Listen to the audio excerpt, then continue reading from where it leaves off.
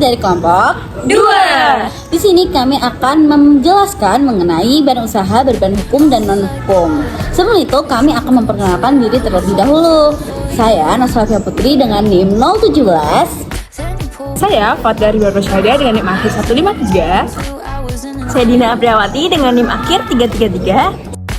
Saya Diasari dengan NIM akhir 029. Saya Suci Asena Variana dengan NIM akhir 011. Selamat menyaksikan.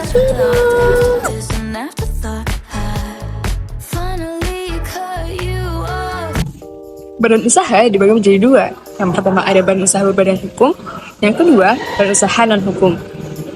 Badan usaha berbadan hukum merupakan entitas bisnis yang memiliki status terpisah dari pemiliknya, di mana perusahaan dapat melakukan kegiatan hukum seperti membeli dan menjual properti, menandatangani kontrak, mengajukan gugatan, dan memiliki kewajiban atau hak atas namanya pribadi. Badan usaha ini didirikan berdasarkan ketentuan hukum tertentu dan diakui sebagai subjek hukum yang memiliki hak dan kewajiban seperti orang perseorangan. Yang kedua adalah badan usaha non-hukum.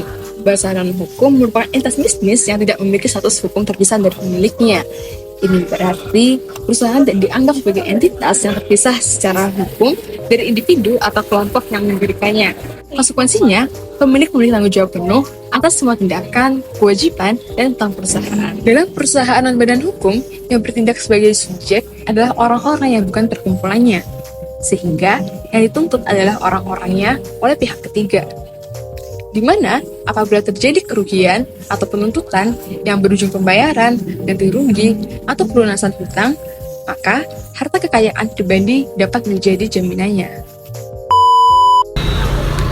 Nah, kira-kira apa ya tujuan dari badan usaha berbadan hukum dan juga badan usaha non-hukum? Sejatinya, kedua badan usaha ini memiliki tujuan yang sama, akan tetapi ada sedikit perbedaan nih. Kalau misalnya badan usaha berbadan hukum, mereka memiliki tujuan untuk mencapai laba maksimum dan juga untuk meningkatkan pendapatan yang disertai dengan adanya perlindungan hukum dalam hal pengelolaan dana dan juga dengan hal bertransaksi dengan pihak-pihak yang bersangkutan. Sedangkan untuk badan usaha non-hukum memiliki tujuan untuk mencapai laba maksimum dan juga untuk meningkatkan pendapatan yang disertai dengan peningkatan layanan publik dan juga menjaga kesejahteraan masyarakat. Nah, kira-kira apa ya jenis-jenis dari badan usaha berbadan hukum dan juga badan usaha non-hukum? Yang pertama, untuk jenis-jenis dari badan usaha berbadan hukum, yang pertama adalah perseroan terbatas.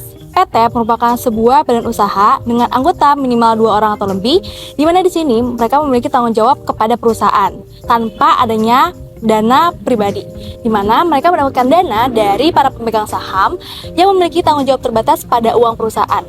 Yang kedua adalah perusahaan umum. Perusahaan umum merupakan organisasi atau badan usaha yang memiliki tujuan untuk meningkatkan pelayanan publik dan kesejahteraan masyarakat, dan juga di sini mereka itu bertanggung jawab kepada badan hukum yang berlaku.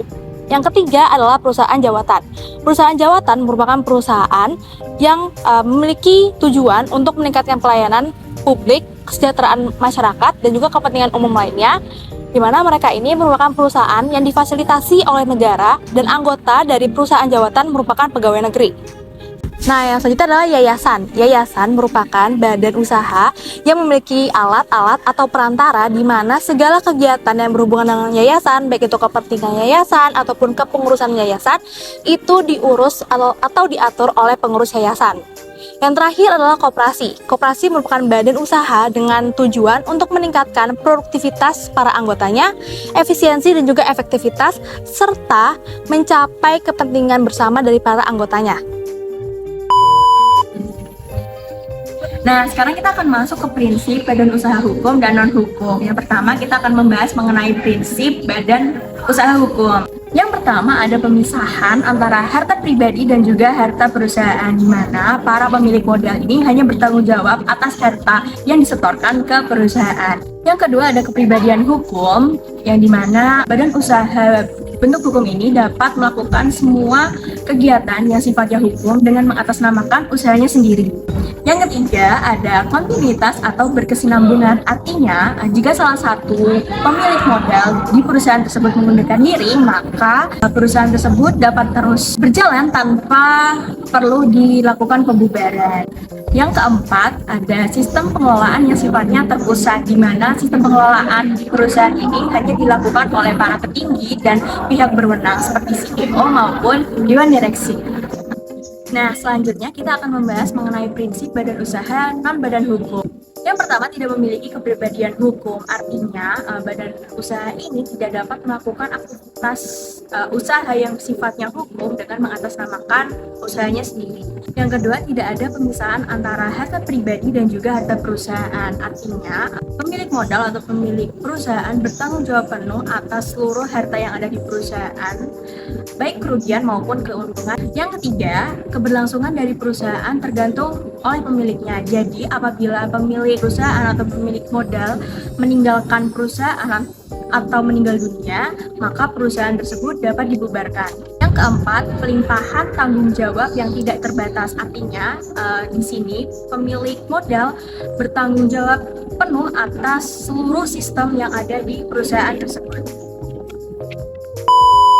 Selanjutnya kita akan masuk ke contoh badan usaha berbadan hukum. Yang pertama ada PT Telekomunikasi Indonesia Terbuka.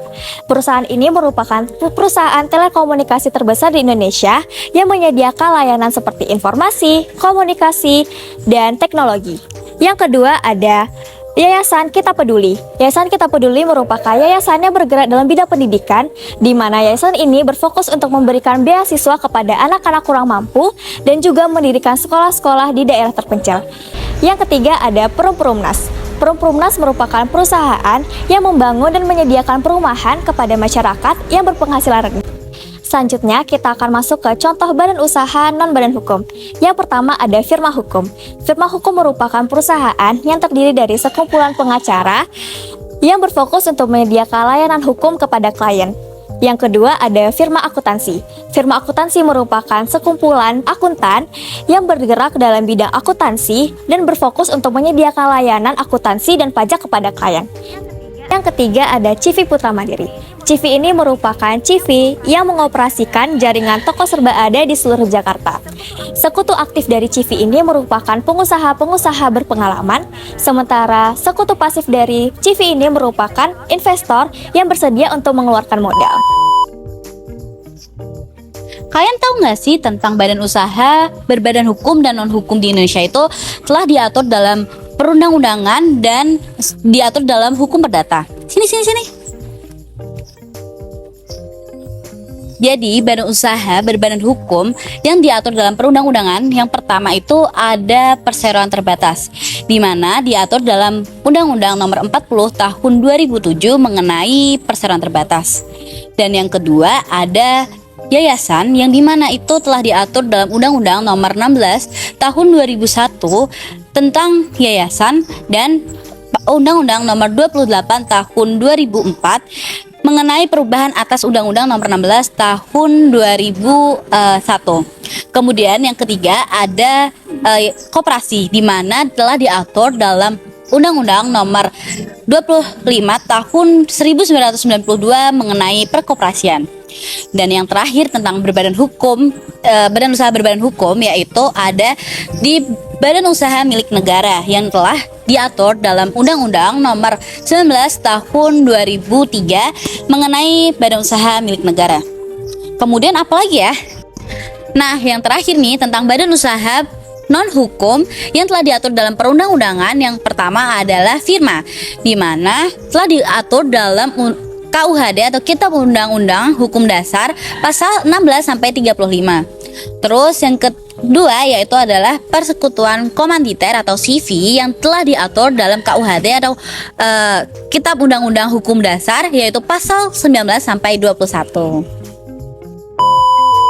Nah, selanjutnya saya akan membahas mengenai badan usaha berbadan hukum dan non-hukum yang telah diatur dalam hukum perdata nih, yaitu badan usaha berbadan hukum yang telah diatur dalam hukum perdata. Yang pertama adalah perseroan terbatas, yang dimana telah diatur dalam pasal 1127 sampai 1333 KUH mengatur mengenai pembentukan operasional dan pembubaran perseroan terbatas.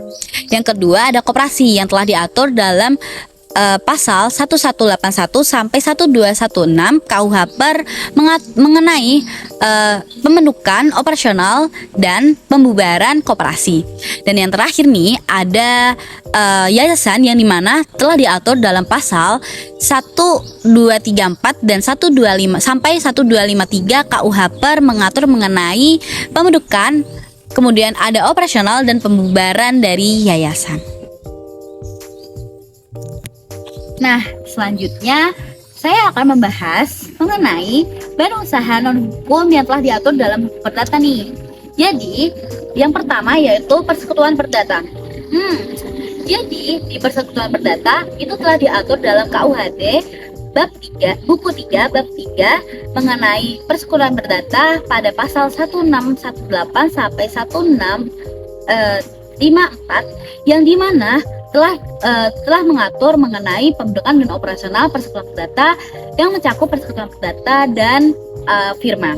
Yang kedua ada firma, yang dimana sudah diatur dalam KUHD buku 1 bab 3 mengenai pasal 16 sampai 35 mengenai pembentukan dan operasional dari firma. Sekarang kita akan masuk ke contoh kasus pelanggaran mengenai badan usaha berbadan hukum dan juga non-hukum. Yang pertama ada contoh kasus badan usaha berbadan hukum. Jadi di Surabaya ada seorang pengacara bernama David Tobing yang menggugat Lion, seorang pemilik maskapai penerbangan Wings Air, karena keterlambatan penerbangan yang seharusnya dijadwalkan untuk dia namun delay hingga 3,5 jam. Nah, David di sini sudah mencoba mencari informasi kepada para pegawai yang ada di maskapai tersebut, namun kurang diberikan pelayanan yang baik gitu.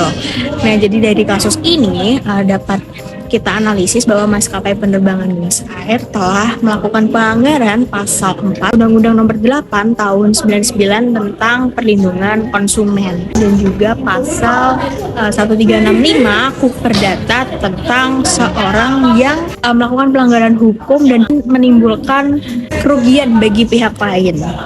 Nah, yang kedua kita masuk ke contoh kasus badan usaha berbadan non-hukum. Jadi ada seorang mantan ketua DPD RI bernama Irman Gusman yang didakwa menerima suap dari CV Semesta Berjaya atau SB untuk membantu pembelian gula impor di Perum Bulog, Provinsi Sumatera Barat.